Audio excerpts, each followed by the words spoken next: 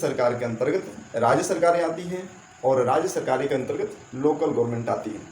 वह हर स्टेट के जो लोकल गवर्नमेंट हैं, लोकल गवर्नमेंट मतलब जो जिसमें पंचायत, ठीक है, गांव स्तर के जो होते हैं, ग्राम स्तर के जिसे कहेंगे, और जो नगर शहर वाले नगर पालिका होती है या नगर निगम होता है, ये सब जो गवर्नमेंट होती है लोकल गवर्नमेंट के अंतर्गत आता है। ठीक, तो स्टेट के अंतर्गत लोकल गवर्नमेंट आता है और केंद्र के अंतर्गत स्टेट गवर्नमेंट आता है। यानी स्टेट जो चाहे, स्टेट जो कहेगा वो लोकल गवर्नमेंट करेंगे। अब बिहार सरकार बोलेगी तो उत्तर प्रदेश के लोग, ये डिफरेंट जानना जरूरी है आप लोगों को, ठीक है ना। बिहार सरकार जो है, बिहार राज्य के जो गवर्नमेंट, स्टेट गवर्नमेंट है, वह उत्तर प्रदेश के जो लोकल बॉडीज है, लोकल गवर्नमेंट है, उसको बोलेगी तो वो लोग काम नहीं करेंगे, यानी उनके ऑर्डर को नहीं फॉलो करेंगे या कोई भी नया नियम लागू कर लेंगे तो स्टेट गवर्नमेंट, दूसरी स्टेट का सरकार का जो है ना, वो लोग नहीं मानेंगे, लोकल बॉडी जो होते हैं। यहाँ तक बात आप लोग समझ में आ रही है कि नहीं? यानी लोकल गवर्नमेंट जो होते हैं वह उसी स्टेट के होते हैं जिस स्टेट की सरकार होती है, उसी स्टेट की। जैसे हमारे देखो बिहार में क्या होता है कि लोकल जो बॉडी होते हैं, यानी हम ग्राम स्तर के पंचायती, जिसको आगे पढ़ना है, पंचायती राज व्यवस्था पढ़नी है, तो पंचायत का जब चुनाव होता है तो उसमें सबसे प्रधान जो होता है, प्रधान मतलब सबसे जो माना जाता है बड़े लेवल का जो है, उसमें भी तो मुखिया हम लोग तरफ चुनाव होता है, मुखिया का चुनाव होता है। बिहार के जो लोग वो जानते होंगे कि जो गाँव में ग्राम पंचायत में जो चुनाव होता है, मुखिया होते हैं, ठीक है। क्या होता है, सबसे बड़ा पद मुखिया माना जाता है पंचायत का। लेकिन वहीं आप उत्तर प्रदेश में आएंगे और स्टेट का भी, जब हम लोग इसको पढ़ेंगे ना तो एक स्टेट का जब पढ़ेंगे तब पूरा बताऊंगा। पहले दो स्टेट के डिफरेंट अगर देखेंगे तो बिहार में क्या होता है कि बिहार का सबसे बड़ा पद जो होता है पंचायती चुनाव का, वह मुखिया होता है। क्या होता है? मुखिया होता है। वहीं उत्तर प्रदेश में क्या होता है, मुखिया के स्थान पर हो जाता है प्रधान होता है। यहाँ पे उसी पद का नाम क्या हो जाता है, प्रधान के नाम से जाना जाता है। काम सबका एक ही है, काम लगभग सबका एक है, लेकिन यहाँ पर बस पद का जो है नाम बदल गया।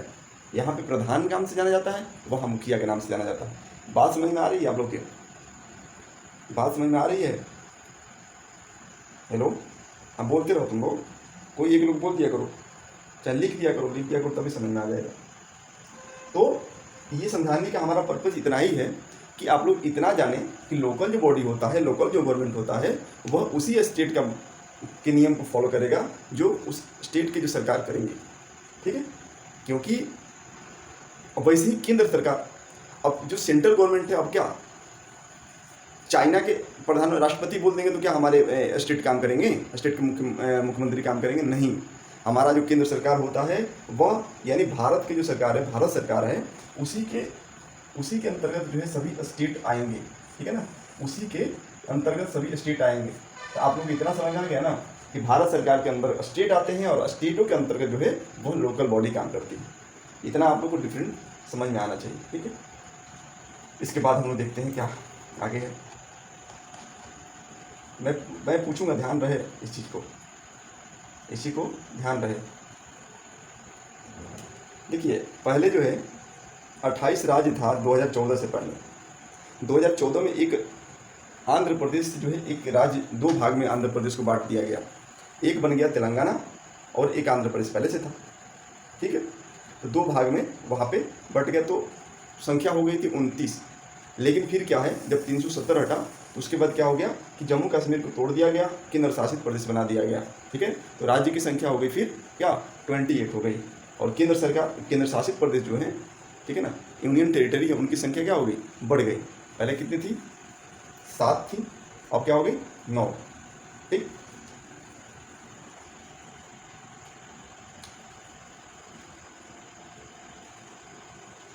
थोड़ा सा नोट करो तो तुम लोग। आंध्र प्रदेश का पुनर्गठन, आंध्र प्रदेश राज्य के पुनर्गठन 2 जून 2014 को हुआ। 2 जून आंध्र प्रदेश राज्य का पुनर्गठन मतलब उसका बंटवारा कर दिया गया। हाँ, आंध्र प्रदेश राज्य का पुनर्गठन 2 जून 2014 को हुआ,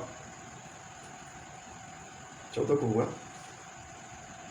और उसी दिन आंध्र प्रदेश से अलग होकर के एक अलग राज्य तेलंगाना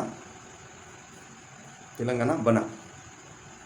यानी 2 जून 2014 को तेलंगाना का क्या कहेंगे हम, उत्पत्ति हुई, ठीक है ना, तेलंगाना राज्य बना।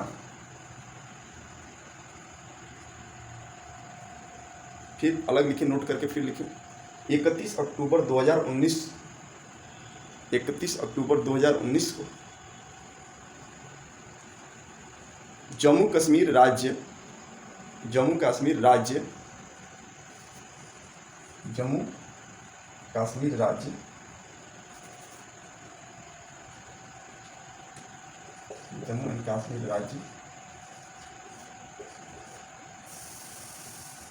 दो अलग अलग जम्मू एंड कश्मीर राज्य को 2 अलग अलग केंद्र शासित प्रदेश बना दिया गया।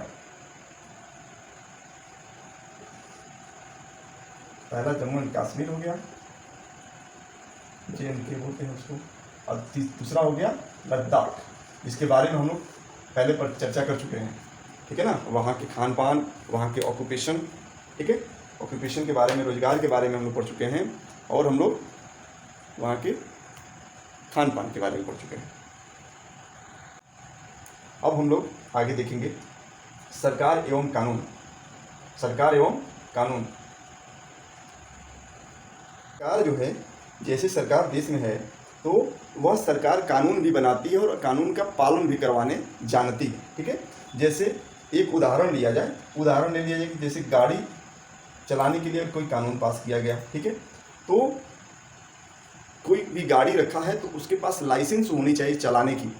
तो यह सरकार जो है उसको तो कानून पास कर दिया कि गाड़ी जिसके पास है, जो चलाएगा उसके पास लाइसेंस होनी चाहिए, यानी ड्राइवर का लाइसेंस, जो चला रहा है उसके पास लाइसेंस होनी चाहिए। अगर किसी के पास नहीं है तो उसको सज़ा भी दे सकती है, जुर्माना के रूप में भी हो सकता है, या तो जेल काटनी पड़ सकती है। यानी कानून सरकार बनाती है और उसको लागू भी करवाती है। अब कौन लागू करवाता है और कौन कानून बनाता है, इसके बारे में हमको पढ़ना है, और कौन सज़ा देता है। यहाँ अब तीनों बात यहाँ पर लिखी गई है, लेकिन आप लोग हो सकता है कि ना समझ में आ रहा हो, लेकिन ये तीनों बात लिखी गई। उदाहरण में क्या लिखा गया है कि सरकार का काम क्या होता है, कानून बनाना और कानून का पालन करवाना, तथा नहीं पालन करने पर उसका दंड देना, ठीक है। इतना बात हम लोग यहाँ से सरकार के बारे में, इतना बात और हम जानेंगे। हम नौकरी लेने जा रहे हैं, मान लो उदाहरण यहाँ पर कह रहा है कि सरकार तो कर सकती है, कार्रवाई तो करेगी सरकार, लेकिन सरकार के सामने ले जाने के लिए क्या करना पड़ता है। अगर किसी व्यक्ति का अगर अधिकार का हनन हो रहा है, मान लो कि कोई व्यक्ति ए है, उसकी नौकरी करने के लिए जो भी प्रोसेस अपना करता है, ठीक है, लेकिन उसको धर्म और जाति के आधार पर उसकी नौकरी नहीं दी जाती है, तो वह क्या कर सकता है, जाकर के न्यायालय का दरवाज़ा खटखटा सकता है, न्यायालय जा सकता है, वहाँ पर वो यह मांग कर सकता है कि हमारा यहाँ पर अधिकार का हनन हो रहा है। तो वहाँ पर न्यायालय क्या करेगी, आदेश देगी, और उसकी ज़रूरत में क्या कदम उठाया जा सकता है वह काम करेगी। यह सरकार का ये भी काम है, ठीक। और सरकार के हम लोग टाइप्स पढ़ेंगे, क्या पढ़ेंगे, सरकार के प्रकार पढ़ेंगे। सरकार को कितने भाग में डिवाइड किया गया है, तो सरकार को हम लोग 3 भाग में पढ़ते हैं, तो इसको पहले आगे पढ़ेंगे। लेकिन सरकार को 3 भाग में बांटा गया है, 3 भाग में सरकार को बांटा गया है। एक सरकार होती है, ठीक है, कहने का मतलब एक सरकार को निर्णय लेने और कानूनों का पालन करवाने, यानी उन्हें बाध्य बनाने की शक्ति कौन देता है। तो जो लोकतांत्रिक सरकार होती है उसमें जनता क्या करती है, बाध्य करती है। यानी जनता बाध्य करने का मतलब क्या है कि 5 साल के लिए अगर सरकार हमने चुन लिया, तो 5 साल के लिए हमने उनको पावर दिया कि आप सरकार चलाइए। अगर अच्छे से नहीं चलाएंगे तो हम क्या करेंगे, अगले बार वोट नहीं दे करके उस सरकार को हम लोग चेंज कर सकते हैं। ये पावर कौन दे रहा है, लोकतांत्रिक सरकार में कौन पावर दे रहा है। लोक मतलब होता है जनता, तंत्र मतलब होता है शासन। क्या होता है, लोक मतलब होता है जनता, ठीक है ना। एक अमेरिका के राष्ट्रपति थे अब्राहम लिंकन, उन्होंने बोला था जनता के लिए, जनता के द्वारा और जनता के लिए शासन अगर होता है तो उसको हम लोकतंत्र कहते हैं। यानी लोक मतलब जनता हो गया, तंत्र मतलब शासन। तो जनता के द्वारा चुनी हुई सरकार, क्या हुआ, जनता के द्वारा चुनी हुई सरकार, यानी जनता क्या कर रही है, शासन जो चलाने जा रहा है, जो सरकार है उसको क्या कर रही है, पावर दे रही है कि आप कोई भी काम करने के लिए स्वतंत्र हैं, और इसके माध्यम से आप क्या करें कि जितने आपके जो अधिकार है, जितने आपके पास पावर है, जितने आपके कर्तव्य हैं, उनको अच्छे से करना चाहिए, ठीक है ना। लोग ऐसा चुनाव के माध्यम से करते हुए अपनी पसंद के नेता को वोट देकर चुनते हैं। एक बार चुन दिए जाने के बाद ये सरकार लोग सरकार बनाते हैं और लोकतंत्र में सरकार को अपने निर्णय उठाने के कदमों के आधार पर बताना होता है कि वो बताना होता है, नहीं सफाई देनी पड़ती है। कहने का मतलब है कि अगर मैंने काम नहीं किया तो आपने क्यों नहीं किया, इसका कारण बताना होता है किसको, जनता को। भले नहीं बताते हैं वो अलग बात है, लेकिन बताने का काम करना चाहिए। एक दूसरी तरह की सरकार होती है। अब सुनो, पहला लिखो, पहला सरकार लिखो, सरकार की पहला टाइप लिखो, सरकार के पहला टाइप लिखो, लोकतांत्रिक सरकार, पहला लोकतांत्रिक सरकार, और दूसरा राजतांत्रिक, राजतांत्रिक सरकार, राजतांत्रिक ता नहीं रहेगा, ता रहेगा, राजतांत्रिक सरकार और लोकतांत्रिक सरकार। ठीक है, दो प्रकार हो गए। लोकतंत्र समझ में आया कि नहीं आया, किसी को जल्दी बताओ, हमको जल्दी, लोकतंत्र समझ में आया कि नहीं आया? किसी को लोकतंत्र में कंफ्यूजन होगा तो फिर हम बता देंगे। बताओ लोकतंत्र समझ में आया कि नहीं, तब राजतंत्र बताएंगे। लोकतंत्र मतलब, लोक मतलब होता है जनता, अतंत्र मतलब होता है शासन, यानी जनता के द्वारा चुनी हुई सरकार। ठीक है ना, जनता के द्वारा चुनी हुई सरकार को लोकतांत्रिक सरकार कहते हैं। ठीक है, अब उदाहरण दे लो कि हम अगर लोकल बॉडी लें तो प्रधान या मुखिया जो होते हैं उनका जो चुनाव होता है वह क्या होता है, एक लोकतांत्रिक सरकार जैसा होता है उसका चुनाव, जो प्रक्रिया होती है, क्योंकि डायरेक्ट जनता उनको चुनाव में वोट देकर के जिताती है। ठीक है, कौन म्यूट कर लो, इससे आप पूछना है तो पूछो, नहीं तो म्यूट कर लो। पहले बता लेता हूँ उसके बाद पूछना, म्यूट करो अभी। हाँ ठीक है, तो क्या होता है, लोकतांत्रिक सरकार जो होती है वह जनता के द्वारा चुनी हुई सरकार। लेकिन राजतांत्रिक सरकार जो होते हैं, पहले राजा हो या जैसे करते थे ना, कि मतलब एक राजा के ही परिवार के वंशवाद उसको बोलते हैं। ठीक है ना, जैसे एक राजा हो गया, वो जो जिसको चाहेगा या वो अपने ही वंश के जो वंशानुगत सरकार चलती है, ठीक है ना, उसको हम राजतंत्र बोलते हैं। तो दोनों में अंतर क्या होता है कि लोकतंत्र में जनता जो है 5 साल के बाद चुनाव करती है और उनको क्या कर सकती है, या तो सरकार में रखने देगी अगर अच्छा काम करेंगे, तो नहीं करेंगे तो उनको क्या करेगी, सरकार से हटा देगी। लेकिन राजतंत्र में ऐसा नहीं होता है। राजतंत्र में क्या होता है कि जो राजा बन गया, ठीक है ना, वो कुछ भी निर्णय ले सकता है, लेकिन उसको हटाने के लिए सरकार जो लोग, जनता के पास कोई पावर नहीं होता, वोट देने का अधिकार ही नहीं होता, उसमें वोट कोई देता ही नहीं है। जैसे देखो, कह रहा है कि एक दूसरी तरह की सरकार होती है जिसे राजतांत्रिक सरकार कहते हैं, जिसमें राजा या रानी के पास निर्णय लेने और सरकार चलाने की शक्ति होती है। शक्ति तो होती है, लेकिन राजा के पास उसमें छोटे सलाहकार, मतलब कह रहा है कि छोटे जो मंत्री भी होते हैं ना, या सलाहकार भी होते हैं, उनके एक ग्रुप होता है। ये तो चलो बात की बात होगी, जिससे वो विभिन्न मुद्दों पर चर्चा करते हैं। अंतिम निर्णय लेने की शक्ति उसी के पास रहता है। किसके पास रहता है? अंतिम निर्णय कौन लेता है? राजा ही लेता है। ठीक है, लोकतंत्र के समान राजतंत्र में राजा और रानी अपने निर्णय के आधार बताने नहीं पड़ते हैं। बात समझ में आ गई कि अगर कोई निर्णय लिया तो लोकतंत्र में अगर कोई काम किया गया सरकार द्वारा, उसका जो है चुनाव जो प्रचार करते हैं उसमें उन लोगों को बताना पड़ता है। ठीक है ना, लेकिन राजतंत्र में वो कुछ भी काम कर लिए उसको बताने की कोई आवश्यकता नहीं है, क्योंकि वो चुनाव होता ही नहीं है। ठीक है ना, और न ही अपने निर्णयों पर सफाई देनी पड़ती है। दोनों में अंतर समझ में आ गया कि नहीं? आप लोगों को बताओ, अभी क्वेश्चन हम लेंगे, पहले इतना बताओ कि दोनों में अंतर समझ में आ गया कि नहीं, जल्दी से बताओ।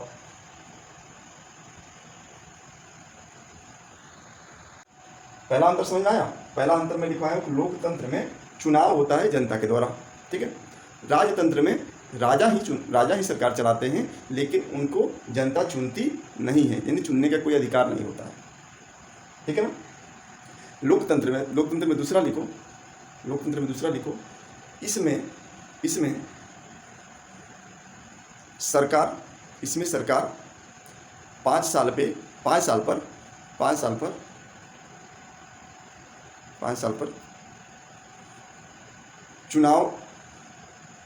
पर चुनाव होते रहते हैं। 5 साल पर चुनाव होते हैं।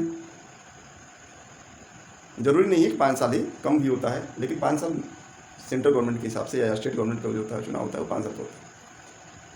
5 साल पे चुनाव होता है। उसमें दूसरा लिखो कि राजतांत्रिक सरकार में, चाहे इसमें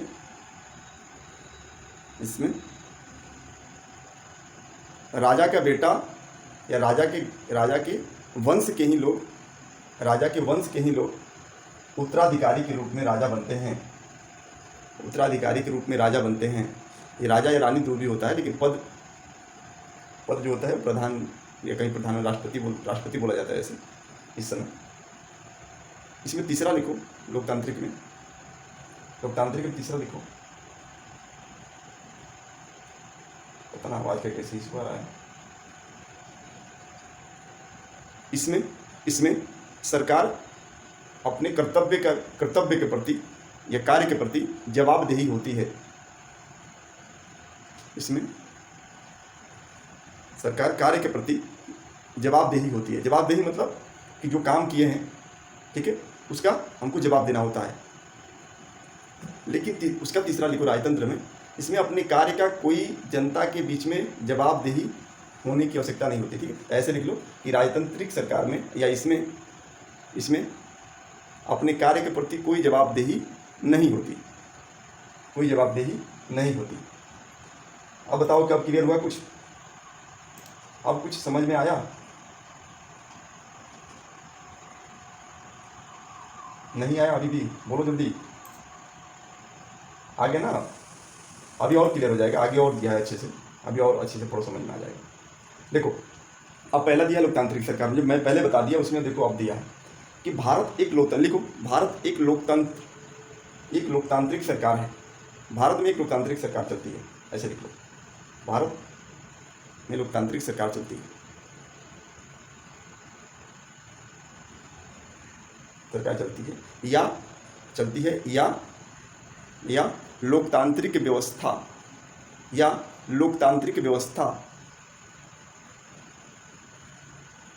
है, लोकतांत्रिक व्यवस्था है।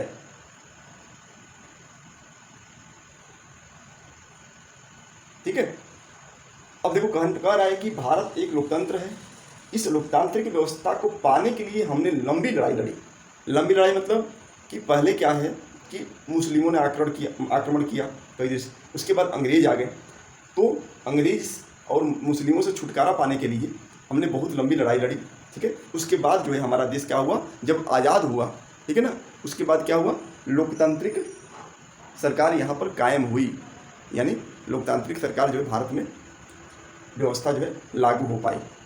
जैसे अभी हम लोग क्या 15 अगस्त आने वाला है, 15 अगस्त 1947 को हमारा देश आज़ाद हुआ था, उसके बाद जो है लोकतांत्रिक व्यवस्था लागू हो गया, मतलब पूरे देश में जो है जनता का शासन हो गया। ठीक है, संसार में और भी कई देश हैं जहां लोकतंत्र लाने के लिए संघर्ष, जैसे अमेरिका में भी क्या है, अमेरिका में भी अंग्रेजों का शासन था।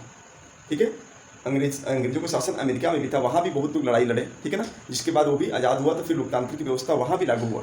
ऐसे बहुत से देश हैं जो कि अपने देश को स्वतंत्र करने के लिए बहुत लड़ाई लड़े और वहाँ पर लोकतांत्रिक व्यवस्था आज भी कायम है।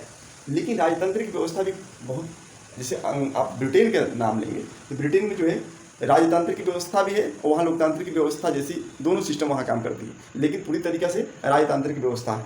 ठीक है ना, ऐसे घुली मिली वहाँ पे सरकार चलती है, राजतांत्रिक और लोकतांत्रिक दोनों तरीक़ा की सरकार चलती है। इसे प्रधानमंत्री का चुनाव भी होता है और राजा भी होते हैं, राजा रानी जो भी कहें वो भी पद वहाँ पे कायम रह जाते हैं। ऐसे बहुत सी सरकारें हैं, मैं जब इसको पढ़ाएंगे तो एक एक चीज़ जब अलग अलग बताएंगे तो कई देश लिखवा देंगे, 6-7 इंपॉर्टेंट देश लिखवा दें जहाँ की राजतांत्रिक सरकार चलती है। जैसे आपने सुना यहाँ पे सरकार का भी और प्रकार है, एकल व्यवस्था। ठीक है ना, जैसे अब अमेरिका, यहाँ चाइना में जो है एक एकल व्यवस्था है सरकार की, जो है वहाँ पे जो है ना, जो अभी राष्ट्रपति हैं वो आजीवन राष्ट्रपति रह सकते हैं। ठीक है ना, ऐसी भी सरकार की व्यवस्था आगे पढ़ने को मिलेगा। वहाँ भी चुनाव नहीं होता है। ठीक है, वहाँ भी जो है ऐसी व्यवस्था है, वहाँ भी चुनाव होता नहीं है। लोकतंत्र के लिए मुख्य बात यह है कि लोगों के पास अपने नेता को चुनने की शक्ति होती है। मैं बताया ना अभी कि लोगों के पास चुनने की शक्ति होती है सरकार को, तब क्या कहता है, उसको लोकतांत्रिक व्यवस्था कहेंगे। इसलिए एक अर्थ में लोकतंत्र लोगों का ही शासन है, दिखा चुका हूँ पहले ना। फिर लोकतंत्र में मूलभूत विचार यह है कि लोग नियमों को बनाने में भागीदार बनकर खुद ही शासन करें। आज के समय में लोकतांत्रिक सरकार को प्रायः प्रतिनिधि लोकतंत्र कहते हैं। प्रतिनिधि लोकतंत्र मतलब अब सुनो, देखो लोकतांत्रिक सरकार तो हमको समझ में आ गई, लेकिन एक यहाँ पर वर्ड निकल के आ रहा है प्रतिनिधि लोकतंत्र।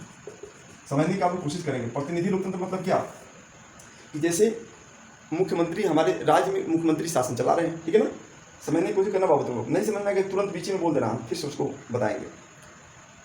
मुख्यमंत्री हमारे स्टेट में जो मुख्यमंत्री शासन चलाते हैं, लेकिन हम डायरेक्ट मुख्यमंत्री का चुनाव नहीं करते हैं। ठीक है ना, डायरेक्ट मुख्यमंत्री का चुनाव नहीं करते हैं, हम क्या करते हैं, विधायक का चुनाव करते हैं। ठीक है ना, MLA बोलते हैं, मेंबर लेजिस्लेटिव असेंबली। ठीक है ना, मेंबर ऑफ लेजिस्लेटिव असेंबली, यानी विधानसभा के सदस्य, जिसे हम विधायक बोलते हैं, MLA बोलते हैं। विधायक के चुनाव हम करते हैं। विधायक क्या होता है कि मुख्यमंत्री हमारे जो प्रतिनिधि के रूप में काम करता है। लिखा है ना, प्रतिनिधि लोकतंत्र, यानी हमने विधायक का चुनाव कर दिया और विधायक सभी विधायक मिलकर के मुख्यमंत्री को चुन लिए कि आप मुख्यमंत्री रहेंगे, ठीक है ना। तो वह मुख्यमंत्री कोई काम करने के लिए अगर बोलेगा तो विधायक को बोलेगा, ना कि आखिर जनता को बोलेगा। वो विधायक को बोलेगा, कोई काम करेगा अपने क्षेत्र में आप लोग मुख्य विधायक के द्वारा ही काम करवाता है, ठीक है ना। यह क्या है, प्रतिनिधि लोकतंत्र के नाम से जाना जाएगा, ठीक है। तो थोड़ा सा आप लोग नोट करो, यहाँ पर थोड़ा सा नोट करो। भारत में लोकतांत्रिक सरकार तो है, भारत में लोकतांत्रिक सरकार तो है, लेकिन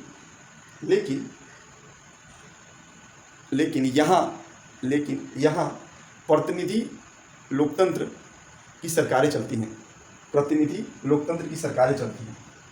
अब ये राज्य की बातें हो गई, आप लोग समझ गए। ऐसे ही केंद्र में प्रधानमंत्री जी हैं, प्रधानमंत्री को हम डायरेक्ट नहीं चुनते हैं। अब सोचो तुम लोग, बनारस में जो है प्रधानमंत्री का संसदीय क्षेत्र है ना। बनारस से सांसद प्रधानमंत्री नरेंद्र मोदी जी हैं, वह बनारस के सांसद हैं, यानी मेंबर ऑफ पार्लियामेंट है, एमपी जिसे बोलते हैं, मेंबर ऑफ पार्लियामेंट, तो संसद के सदस्य हैं। वहाँ से वो चुनाव जीते।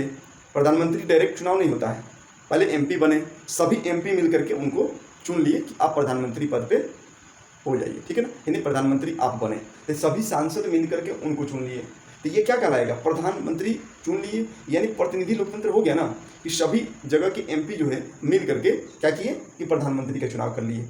हमने डायरेक्ट प्रधानमंत्री का चुनाव तो किया नहीं, लेकिन सभी प्रतिनिधि, यानी हमारा बनारस के प्रतिनिधि खुद प्रधानमंत्री हैं, लेकिन उनको सब लोग चुन करके प्रधानमंत्री बना दिया। ऐसे ही और जगह के एमपी, बक्सर से एमपी आए अश्विनी चौबे, वो क्या किए, प्रतिनिधि के रूप में काम करते हैं वहाँ पर।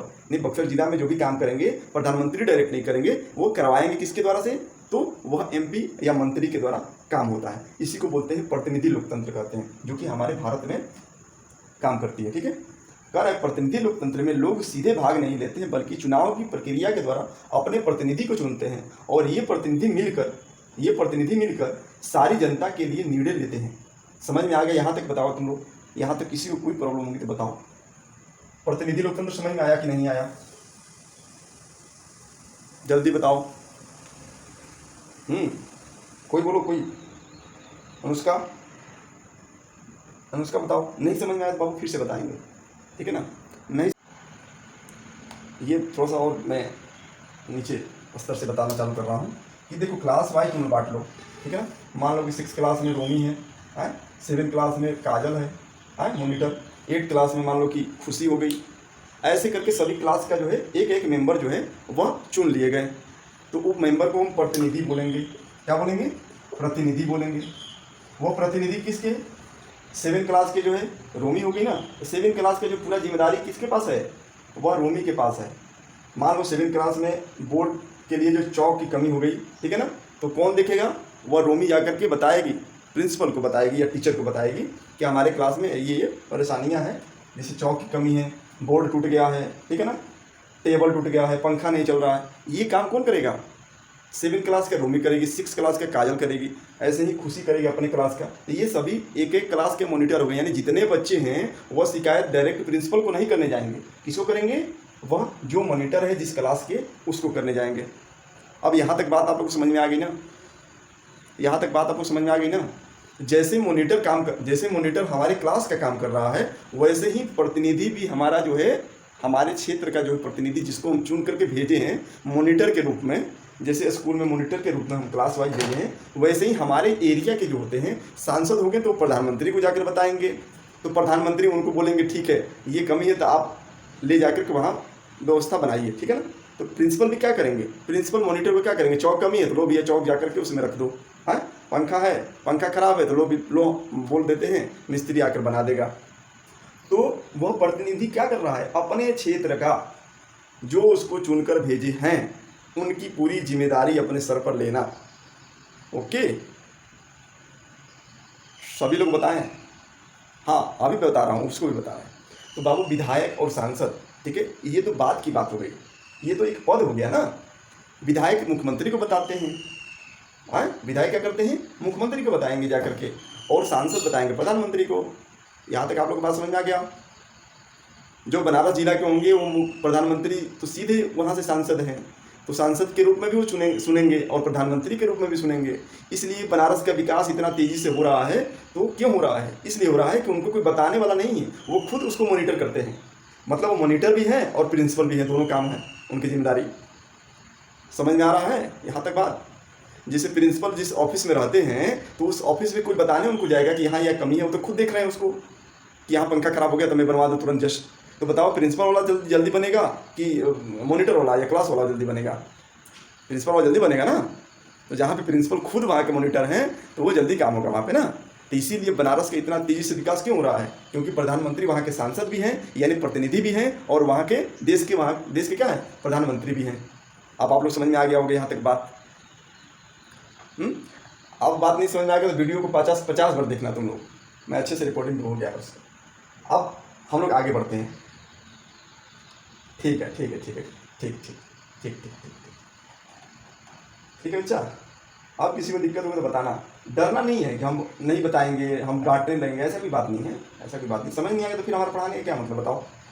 जब तुम लोग को समझ में नहीं आएगा तो मेरे पढ़ाने का कोई मतलब नहीं है। एक एक लोग को समझ में आनी चाहिए, ठीक है ना?